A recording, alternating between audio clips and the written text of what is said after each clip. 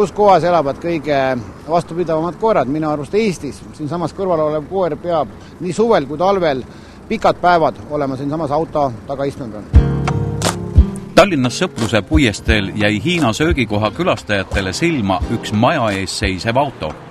Seda mitte sellepärast, et tegu oleks silmi pimestava plekist iludusega, vaid põhjus peitus hoopis milleski muus. Päevi näinud rohelises Peugeots istus üks õnnetu retriiver ja seda juba teist päeva. Nii vähemalt arvasid hoolivad inimesed, sest ka päev varem nägid nad sama masinat koos koeraga sealsamas seismas.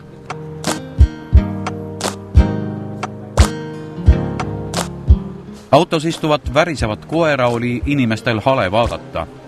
Lisaks nägi koer ka kole niru välja. Kardeti, et kui loomake tõesti juba 2 päeva söömata joomata külmas autos pidi passima, siis ehk hakkab ka vaesekese tervis lõpuks üles ütlema. Kiiresti helistati loomakaitse seltsi ja anti kuldsest retriiverist teada. Loomakaitsetele tuli Mustamäel seisev roheline auto tuttav ette. Nad olid varemgi selle Peugeot ja kutsa kohta teateid saanud. Viimati kuuldi kuldsest kutsast möödunud suvel ja siis teatati, et koer pidavat palavas autos ilma veeta piinlema. Tookord ei õnnestunud loomakaitsetel ega munitsipaalpolitsei töötajatel peremehega kohtuda. Nüüd otsustati, et enne ei lahkuta, kui omanik või koer käes on. Munitsipaalpolitseile andsid loomakaitset teada, et kui peremees kella 8 välja ei ilmu, siis lõhutakse auto aken ja võetakse koer kaasa. Õnneks ei pidanudki midagi lõhkuma, sest ärritatud loomaomanik ilmus välja. Ärge filmige maid. See on haige inimene. Kas te parumustate? Pange see parumustate ära Kuuldavasti te olete selle auto kohta varemgi informatsiooni saanud? On jah laekunud, aga esimest korda siis nagu tabasime selle auto otsest sündmuspaigal. Omaniku saime kätte küll ja omanik ütles, et 2 päeva järjest ta siin ikka olnud ei ole, et see info päris tõele ei vastanud, et ta ikka viib selle koera ära. Aga see nüüd, et ta on siis pikk päev 8 tundi siin autos, see vastas tõele?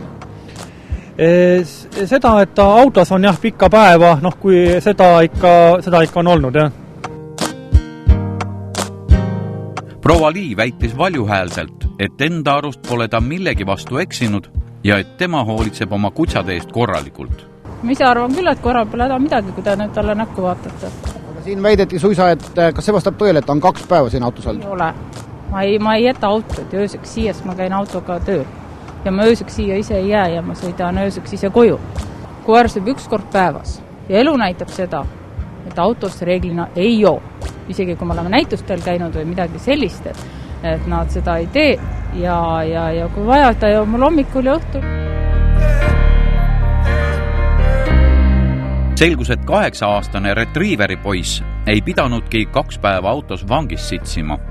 Ta saanud ikka vahepeal süüa, juua ja koju ka. Loodetavasti 20 aastat koertega tegelenud inimene oma hoolealuseid ikka armastab ja annaks jumal, et koerapidamise ainus eesmärk pole vaid kutsikate vorpimisega pappi kokku ajada. Me sõidame, me käime, me oleme kogu aeg koos. No jaa, aga ikkagi pikk päev, 8 tundi, päevast päeva. Mis see siin ei ole nii väga päeva. koos ei ole ju? Ei ole päevast päeva. No eile oli. Kas aga selline koera kasvatamine autos on ikka normaalne?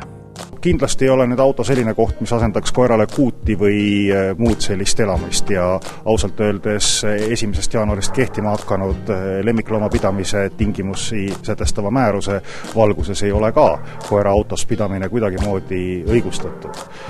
Suurem probleem kindlasti on suvel, kus selliseid juhtumeid tuleb iga aasta, kus on koerad saanud kuumarabanduse autodes ja seal ei aita ka akende praokile jätmine ega midagi muud.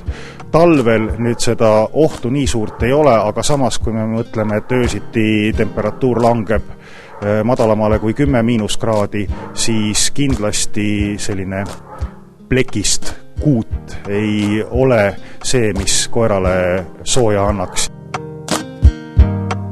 Välismaal on loomapolitseinikud sunnitud autodest loomi päästes lõhkuma päris palju autoklaase.